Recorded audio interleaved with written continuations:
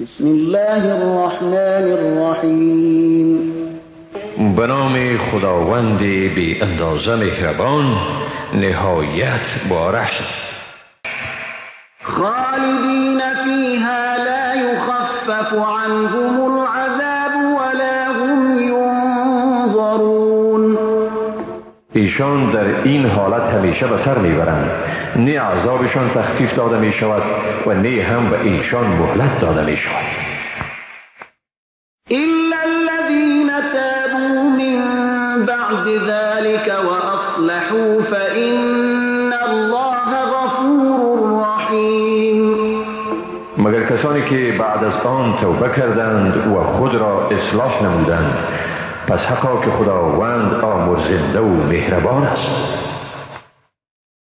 إن الذين كفروا بعد إيمانهم ثم ازدادوا كفرا لن تقبل توبتهم وأولئك هم الضالون.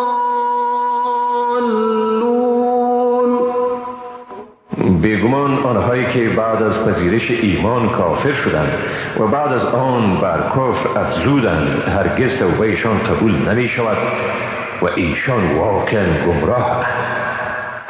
إن الذين كفروا وماتوا وهم كفار فلن يقبل من أحدهم ملء الأرض ذهبا ولو افتدى به أولئك لهم عذاب أليم وما لهم من ناصرين. بیگمان کسانی که کافر شدند و در حال کفر مردند، پس هرگز از هیچ یکی از ایشان اگرچه زمین را از طلا هم پر کنند، این فدیه ایشان برای نجات از عذاب پذیرفته نمی شود. اینها برایشان عذابی دردناکی است و برایشان مددگاری نیست. لن تنالوا البر حتى تنفقوا مما تحبون وما تنفقوا من شيء فإن الله به عليم.